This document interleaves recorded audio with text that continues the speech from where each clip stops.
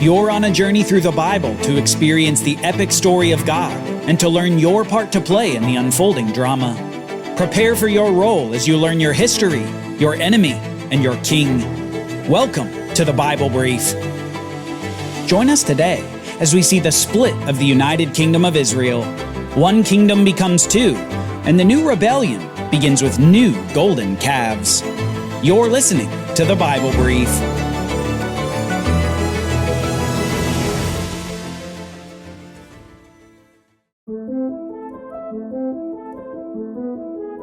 God pronounced this judgment upon Solomon for his disobedience to God's law.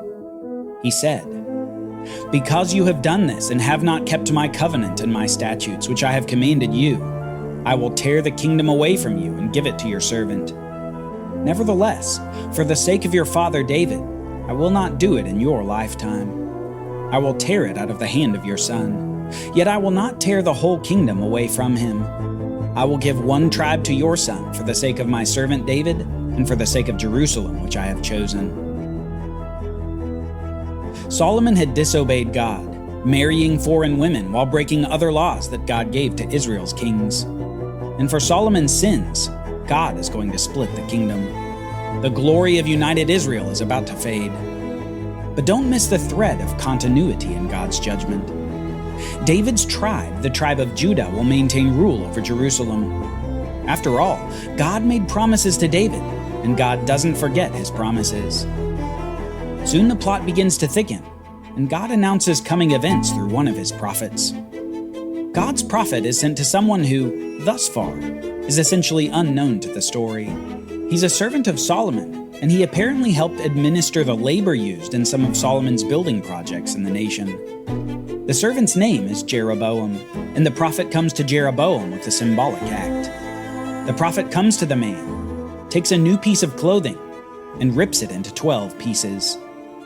Then he says this to Jeroboam, "Take 10 pieces for yourself, for this is what the Lord, the God of Israel, says.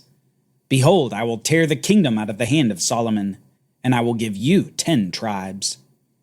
Nevertheless, I will not take the whole kingdom out of Solomon's hand, because I have made him ruler all the days of his life for the sake of David my servant, whom I chose because he kept my commandments and statutes. But I will take 10 tribes of the kingdom from the hand of his son and give them to you. I will give one tribe to his son, so that my servant David will always have a lamp before me in Jerusalem, the city where I chose to put my name. As for you, I will take you, and you shall reign over all that your heart desires, and you will be king over Israel. Because of this, I will humble David's descendants, but not forever." God's prophet has announced the next phase of the Bible story. Jeroboam will rule over 10 tribes of Israel, and Solomon's son will rule over the remainder. And it seems, Solomon soon hears of what this prophet has said to Jeroboam, and Solomon takes action. Solomon therefore sought to kill Jeroboam, but Jeroboam arose and fled to Egypt, to Shishak, king of Egypt, where he remained until the death of Solomon. Just as God said, it wouldn't be in Solomon's days that the kingdom earthquake would happen. Instead, it would be in the next generation. Now, before we move on from this, we need to do some counting. We've learned that Jeroboam is going to receive 10 tribes of the kingdom, and that Solomon's son will retain 1 tribe. But weren't there 12 tribes of Israel and 12 pieces of fabric that the prophet used? Well, yes, so let's briefly get into it. David, Solomon, and Solomon's son are in the tribe of Judah, and Judah is the tribe here being referenced as the one that Solomon's son would retain. He would have the loyalty of that tribe.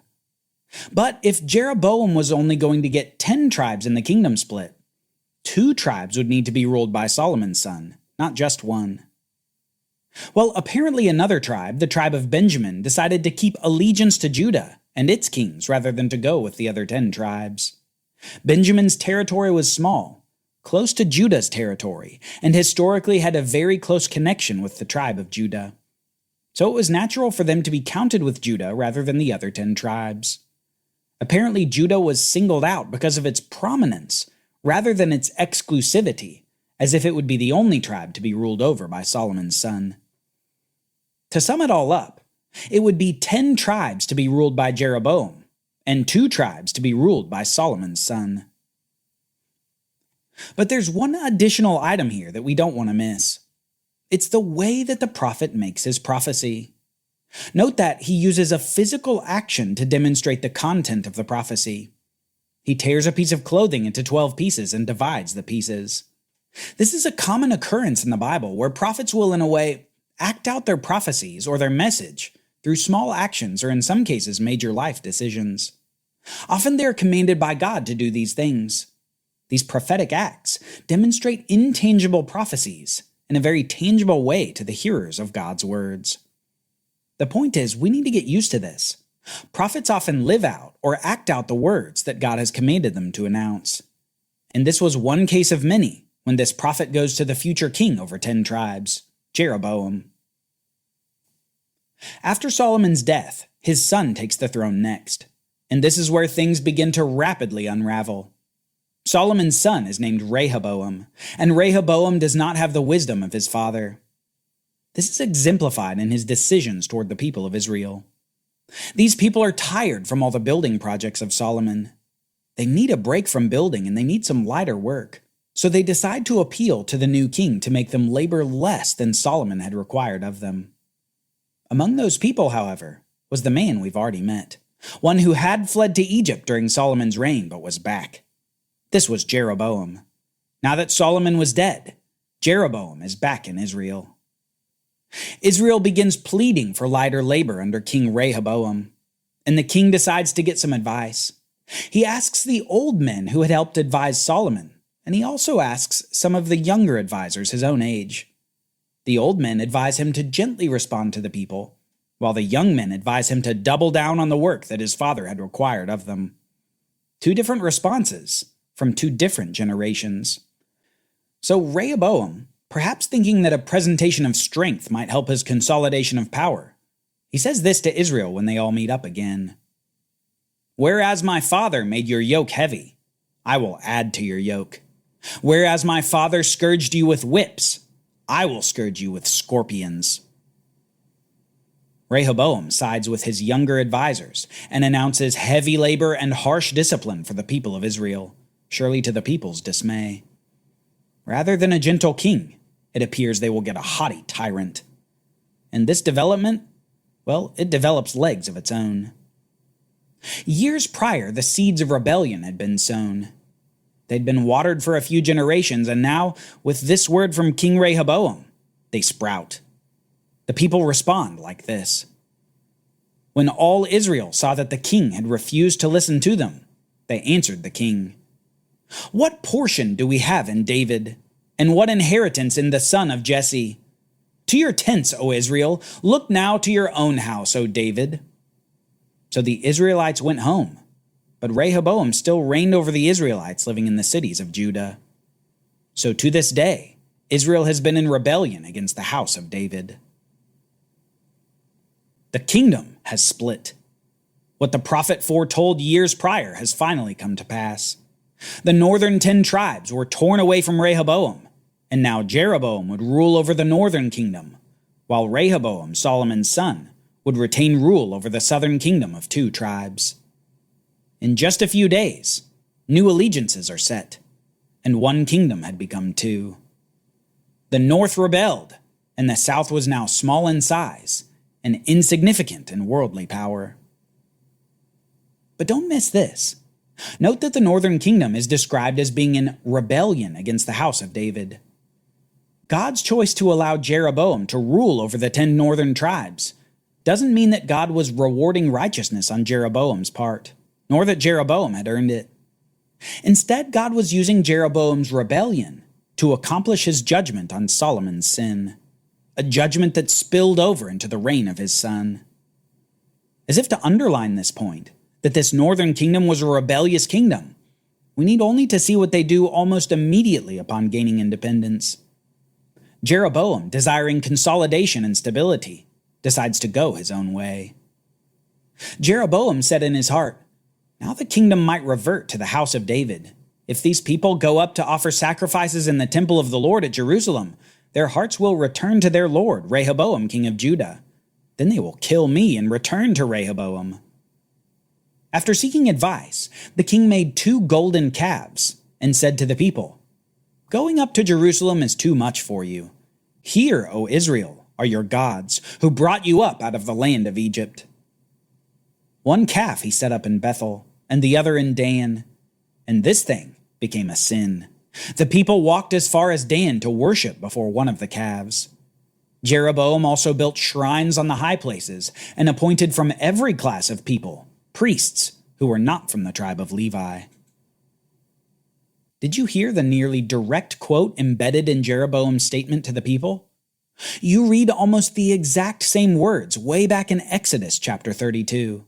Right after Aaron makes the golden calf for Israel, the people say this: "These, O Israel, are your gods, who brought you up out of the land of Egypt."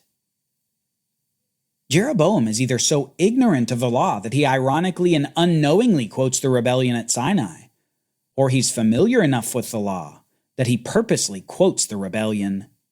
Either way, these words are a significant indictment on Jeroboam's leadership and on the northern kingdom. It's a kingdom of rebellion. But we don't just have the statement of rebellion, we have the emblem of it too. Not 1 golden calf like at Sinai, but 2 here made by Jeroboam. The king makes them so that the northern 10 tribes won't go back to Jerusalem to worship at the temple, and instead they'll worship these golden images. We can already tell in the first days of the northern kingdom, this isn't going to end well. After the political rebellion of splitting the kingdom, the signs of rebellion against God's law to the nation are already showing. Just as the golden calf was a signal of Israel's rebellion in the wilderness, so here the northern kingdom already proves a rebellion against God that's going to get worse from here. Despite this rebellion, however, we continue to see something highlighted over and over again. We keep seeing David's name. Long after David has died, his name is still in constant use, and he's consistently referenced. This is important because David's name itself becomes an emblem of promises not of a past king, but of a coming king, a king forever associated with David by virtue of those promises in the Davidic covenant. Somehow, a kingly seed of David will appear out of this small kingdom, now a shell of its former glory. The seed will come, and he will rule over an everlasting kingdom.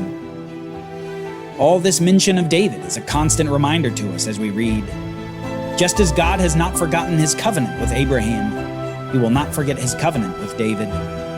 He will preserve David's tribe, the tribe of Judah, and he will preserve the lineage of David until that one future king comes.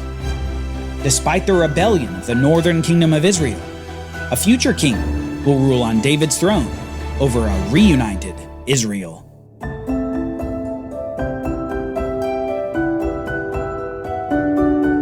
Join us next time as we zoom in on the rebellious kingdom of Israel in the north. We'll meet an evil king and see his response to Elijah, one of the most famous prophets in the whole story. For Bible readings, reflection questions, and quizzes, don't miss the Bible Brief app. Available on iOS and Android, so you can go deeper into the story. The Bible Brief is a project of the Bible Literacy Foundation, a nonprofit dedicated to helping you learn the Bible. Give to support the Bible Brief by visiting BibleBrief.org or tap the Give link in the show notes. Thank you for supporting the Bible Literacy Foundation.